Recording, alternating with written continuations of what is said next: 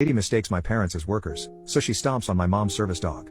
As a celebration to being fully vaccinated, myself and my family decided we were going to go away for a week to go whale watching.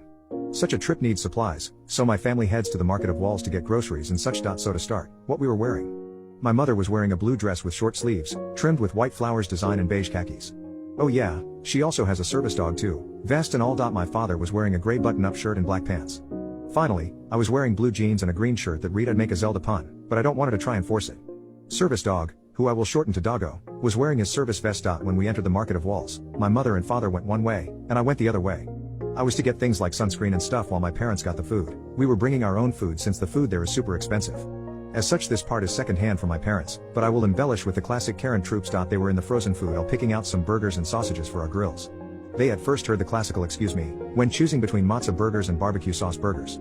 They had just ignored it, but my mother felt Doggo tugging at the leash, trying to get her attention, not something he was trained to do, just really smart. Mom turned around and saw our Karen for this story. She was clearly confused by the blue dress, and began asking my mom where something was in the aisles.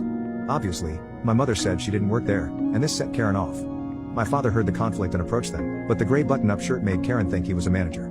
I wish I could explain more, but as I said, this was second-hand. At this point, Karen must have stepped on Doggo's tail, because as I was heading back to find my parents, I heard poor Doggo yelp loudly. Which is out of character for him, and I took off running. I arrived to the scene with my mother trying to comfort Doggo, his tail slightly red from blood and my mother tending to it, my father arguing with Karen, and an employee, wearing a blue shirt, black pants and an apron, coming up. Employee is trying to figure out what is going on, and Karen is going on about how disrespectful my mother and the manager are being. The employee is trying to explain the whole concept of us being customers, but Karen wasn't listening. I took the employee aside and asked him to get the real manager, and approached Karen. I should note, I run role-playing games, and through that have learned how to improvise. What's going on here? Karen saying, who are you? I'm the manager.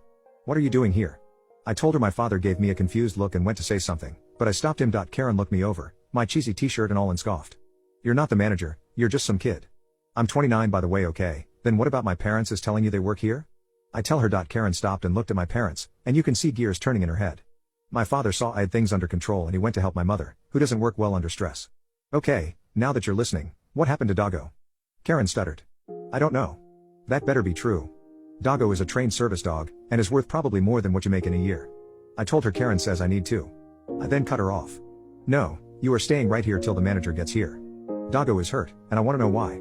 Karen must have been intimidated into staying, which is a surprise to me, which will be explained later. Eventually the manager arrives 10 minutes later. Guess the situation wasn't urgent enough, along with a pair of police officers who must have been called by someone. Karen tried to defend herself weakly, but all the breeze she had in her sails against my parents were gone.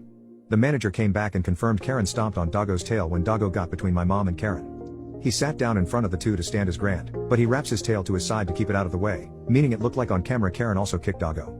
I saw red, but let my parents take care of things. They pressed charges on Karen, and the manager paid for our groceries personally, telling us he apologizes, and that he should have banned her earlier. When we got back to the van, I started crying. You see, something I neglected to say was I am not a confrontational person. Seeing Doggo hurt, my mother crying and my dad about to deck Karen, I snapped, and was actually scared of what I would do. If Karen didn't stand down, I was a bit afraid of what I might have done. Luckily, it didn't come to that. Mom is staying home with Doggo today while myself and my dad do some running around. She is still shaken up, and we would rather not add more stress to her. Doggo is physically going to be okay. The vet said the scrape, as he described it, is shallow and should heal. Unfortunately, he will be committed to the cone of bravery when not on duty until it heals to make sure he doesn't make it worse. Mentally, well, have no update on that, but he seemed to be normal around family. I have work tomorrow, so I'll ask Mom how everything goes when she takes him out for work. As for charges on Karen, interference of service animal, willful injury of a service animal, animal abuse, assault, destruction of property, disrupting the peace and more. She is facing upwards to 5 years in prison, minimum. Nothing official has been decided yet, however. Couple weeks later, Karen was charged with animal cruelty, assault of a service animal, interfering with a service animal and a bunch of others. We are getting $6,000 in damages, and Karen is getting 6 years in prison. I don't have much information on this one. Karen is married to a Chad, who threatened my parents in the courtroom. He is also charged now, but I have no details on that. I really hope they didn't procreate. Finally, Doggo is still capable of performing his duties, however he is now skittish around people with high heels. Despite this, he performed his duties admirably despite the traumatic experience. He came out on the boat with us for whale watching.